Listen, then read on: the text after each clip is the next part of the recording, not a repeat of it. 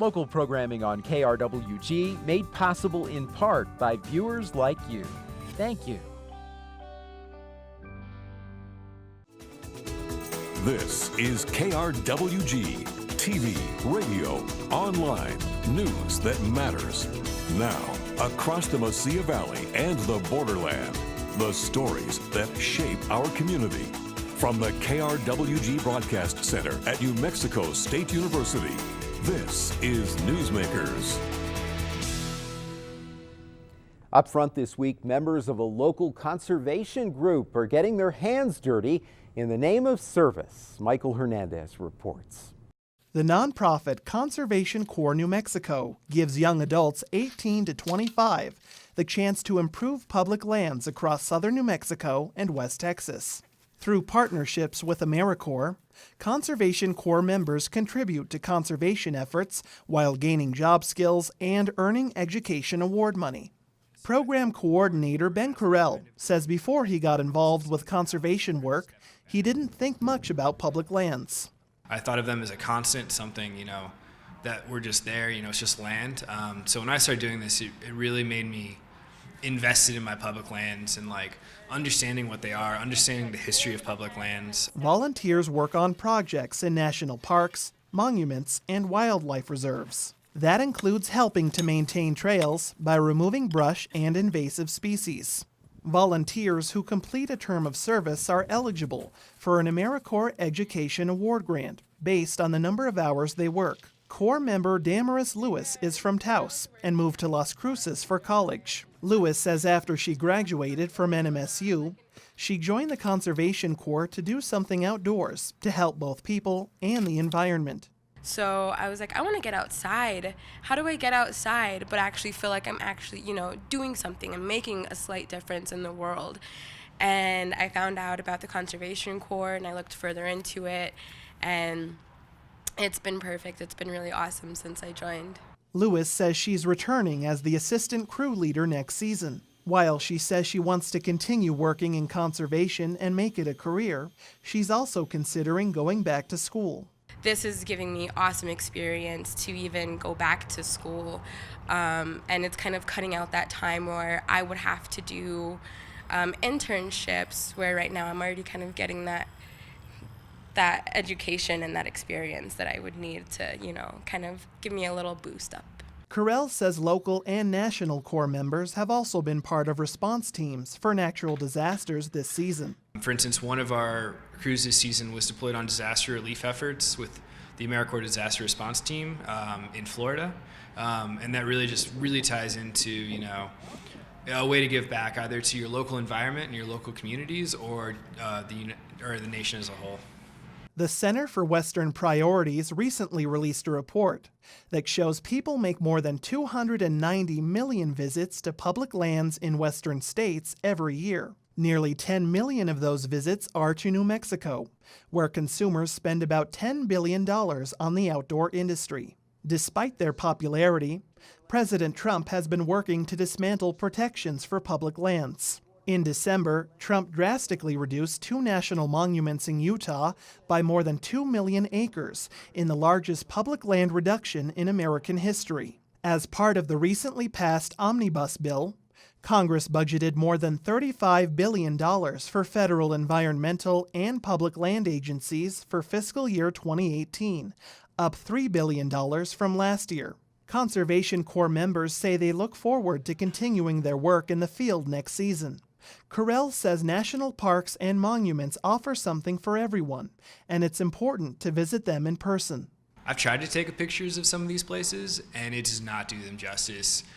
For instance, just nearby we have White Sands National Monument, and you can see the beautiful white sand, but when you go out there in person and you go on the hike, the Alkaline Flats Trail, beautiful 4-mile loop, it's it feels otherworldly, and it's just this is in my backyard. This is something that I have a right and I have access to. The Oregon Range right up there, right outside our town, there's a ton of hiking up there, there's climbing, and the views from the top of some of those peaks of I've watched the sunset from up there, I've watched the lights of Las Cruces come on, it's an incredible spot. Lewis says the opportunity to work on public lands has been a rewarding experience for her. It's been great. I mean, I've hurt myself a few times, but you know what? It's really awesome. I wouldn't take it back for anything, and I'm really excited for, to see what the future has in store for me. Preserving a future for public lands is something Corps members are working toward, one trip at a time.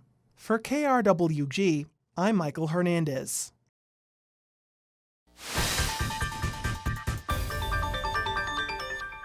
Welcome to In Focus. I'm Anthony Moreno. Thanks for joining us. Today, a discussion about computer science education. Joining us is Sean Roberts from Code.org, a nonprofit organization that is working to expand computer science education in schools. Mr. Roberts is Director of State Government Affairs for Code.org, and he joins us now via Skype from Wisconsin. Thanks for joining us, Sean. Thank you. My pleasure. Now, your organization works to provide more computer science learning opportunities. You also are working to provide more access and opportunities for females and underrepresented communities. How is your group doing that?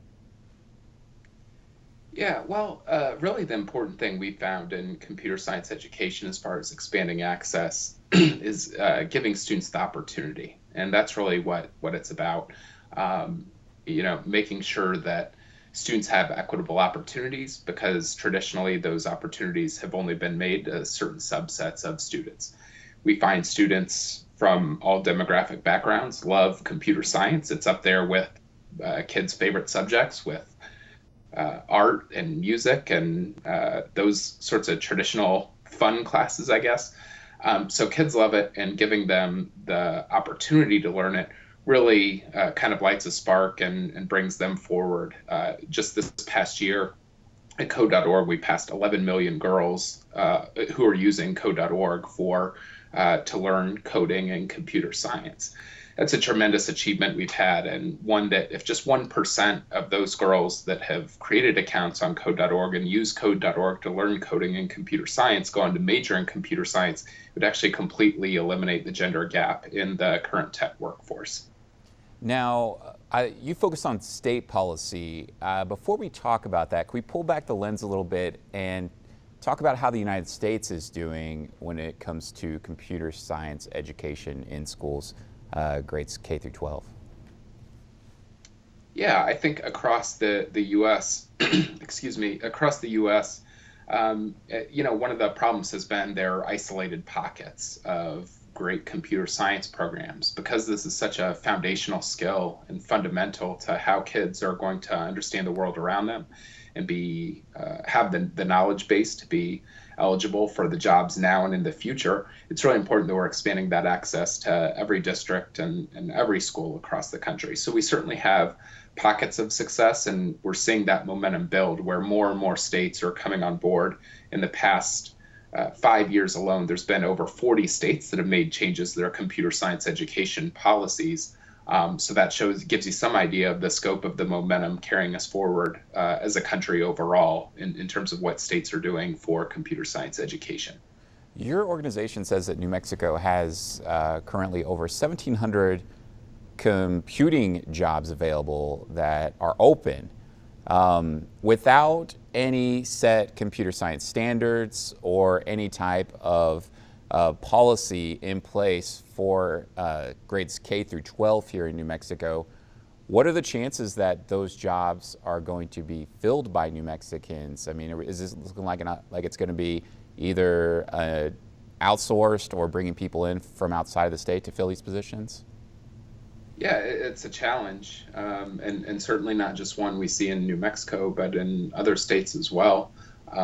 Having the workforce to be able to keep up with demand. But I would actually also add that those are just the statistics on open computing jobs right now. What we actually know is that this impacts every industry across all kind of sectors of employment.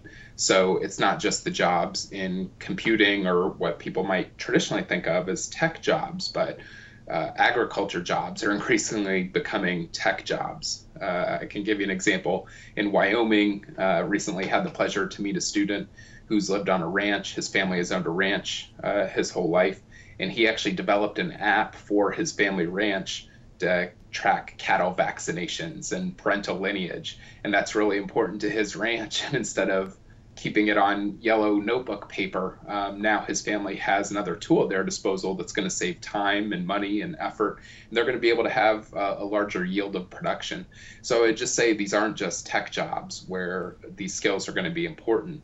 It's for all sectors of employment, but even beyond employment, just having the foundational knowledge of how computers work and being a creator of technology is so important as a 21st century skill for life. As parents, we want to protect our kids and our families, and one way to do that is to know how networks work and how the internet works. So we really see these as skills that are not just important for tech jobs, but all sectors of employment, and also just as a foundational part of knowledge that kids are going to need as they grow into adults. All right, well, let's talk a little bit more about state policy. Last year, the New Mexico legislature passed SB 134 to provide more CS learning opportunities for students in New Mexico to get credit for science or math at the high school level. However, that was vetoed by Governor Susana Martinez, and currently, as we tape this episode, it's in limbo in court. Without a set policy, without a law or any type of initiative put into effect, what does that do to the amount of students in New Mexico that are taking AP computer science classes and the amount of students that may move on to study computer science in a higher learning institution?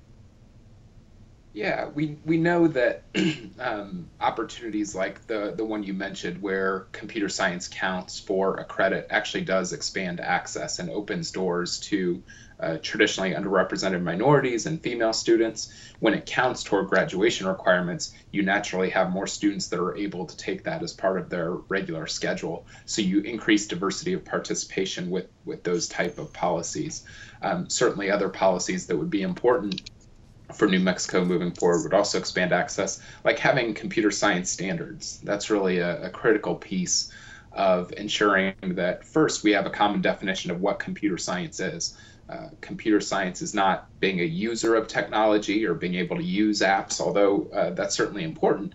And it's not keyboarding, which again is an important skill for students to have, but that's not what we're talking about when we talk about computer science. So having the right policy environment in place is really important to expanding access. Otherwise, we're going to keep getting what we've always kind of had in relation to computer science, which is small pockets of success where we hope that there's an interested teacher or a qualified teacher that has come on and got certified in computer science or has an endorsement for computer science education in a particular school. So we can leave it up to chance and kind of hope that happens, and there are small pockets of success, or we can create policies that encourage broad participation and close that achievement gap.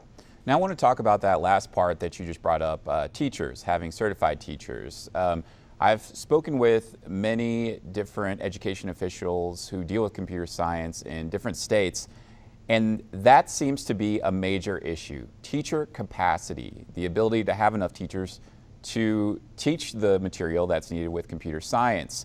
The way New Mexico is set up right now, if, say, this law, SB 134, would be put into effect, does New Mexico currently have enough teachers and able to put this forward?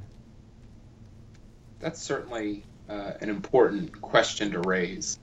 We're only going to go as far as teachers take us in this. They're the most important and crucial part to expanding computer science education. They're ultimately the ones that have to teach the courses. I would argue that New Mexico does have the teachers to teach computer science. And we found at code.org, we've trained over 70,000 teachers nationally. And what we've seen is those teachers have similar results to ones that are traditionally prepared and perhaps coming from undergraduate computer science education background. You can train up a workforce both in elementary and in high school to teach computer science. We've seen teachers come from all sorts of different fields, from English language arts to coming and teaching computer science because their school was starting a new program and they thought it would be great, and now they're fantastic computer science teachers. Former science teachers or current science teachers, math teachers, media specialists, librarians. Really, we've seen the whole spectrum of teachers that you can train up and sort of expand access that way through training teachers and building up your workforce that way. Now, that's not a long-term permanent solution, but it's a good way to kind of jumpstart the system and light a fire in a state so you have enough teachers to teach computer science. And then at the same time, you're building back-end policies so that we're training teachers as they're coming out of undergraduate or as they're undergraduates receiving their training so that they're prepared to teach computer science when they're ready to come into the classroom. Now, it seems like, when computer science initiatives are put forward in different states, it may be easier for schools in larger school districts, in larger communities to adapt because they may already be offering computer science courses. What about the rural schools? What about the schools that do not have a computer science course already in place or perhaps infrastructure?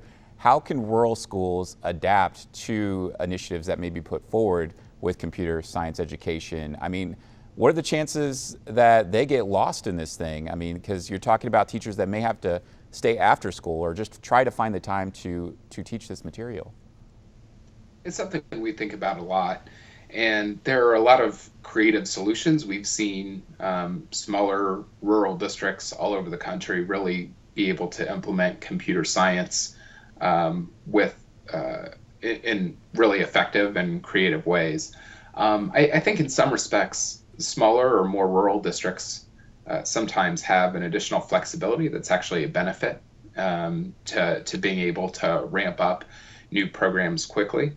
All that said, there certainly are challenges sometimes with access or just having enough teachers in the building in general. And that's why it's so important that we get teachers trained and qualified to teach computer science so that those students aren't left farther behind. But certainly districts and small schools have only benefited from their own creativity and how they've made it important to and made it a priority to expand computer science education opportunities for their own students. What states seem to be ahead of the curve when it comes to teaching computer science? What are the things that they're doing that other states aren't? Yeah, there are a lot of great examples of states that have made such great momentum over the past several years. Arkansas being one that has really done a lot to put policies in place that are going to expand access all over the state. We just recently had 2 legislatures pass bills that would require computer science in all schools, K through 12 in their state. Indiana and Wyoming both passed those recent bills. But I think what these states have in common is first, they expand access and the opportunities to all schools and all students. So all students and all families have that option to take computer science. That's really important, as we talked about, for equity and making sure that all students have equitable opportunity to take those classes. So when you have a program in place like that, where all schools are going to offer, the 2 biggest questions are, well, what are you going to teach? And that's an important question to answer. And that's why it's so important to have standards, academic standards, so that students and teachers and districts know what's expected of them when we're talking about computer science programs. And then the second question is, well, who's going to teach it? And again, making sure that there are qualified instructors in every classroom that can guide students along and help them meet those standards is of crucial importance. And so what we've seen states do that has been really effective is they've actually invested in making sure that there are dollars allocated toward training teachers in computer science. When those professional development funds are really an investment in the future, and we see a couple things come out of that. First, you have more qualified teachers to reach across the state, whether they're in an urban or rural area or somewhere in between, so that there's a teacher in the classroom. But then also you kind of see a multiplier effect where when you have all those teachers that have been trained in computer science, kids are coming out of their K-12 experience with those skills because they've been taught it. And then by the time they get to college, they're already familiar with it and all ready to teach the next generation. So that's why it's critically important that we invest in professional development for our educators who are going to lead the way in ensuring that students have equitable access to computer science opportunities. Sean, we just have under a minute left, but I want to ask you a question about what the response is from private companies who may be looking to invest in some of these states that have invested in computer science education. What are some of the things that you're seeing? Are there some partnerships building and more opportunities for people to obtain jobs after they get this training? For sure. There are great partners and great programs out there that are coming from industry that can be a part of this discussion as well. Certainly the Microsoft TEALS program, which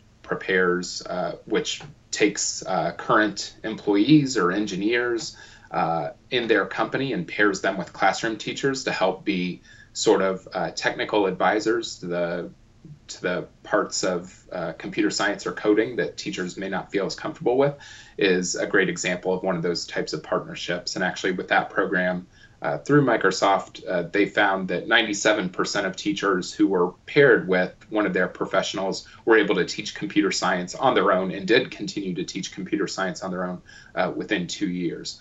So that's really a fantastic example of how some of these public-private partnerships can work in ensuring that the next generation is really prepared to take advantage of these opportunities. Sean Roberts with Code.org, thank you so much for joining us. Thank you, my pleasure. And we want to thank you for joining us for In Focus. I'm Anthony Moreno.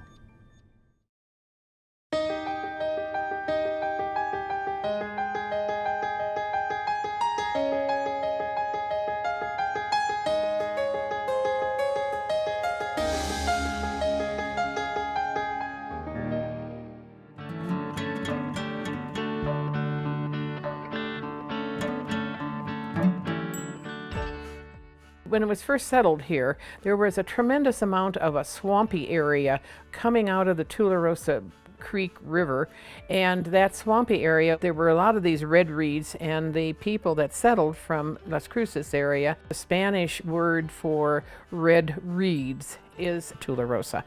It's surrounded by both mountain ranges, the San Andreas on the west and the Sacramentos on the east. It has a lava bed on the very far north side of it. And then, of course, it has the white sands, and it goes all the way to El Paso.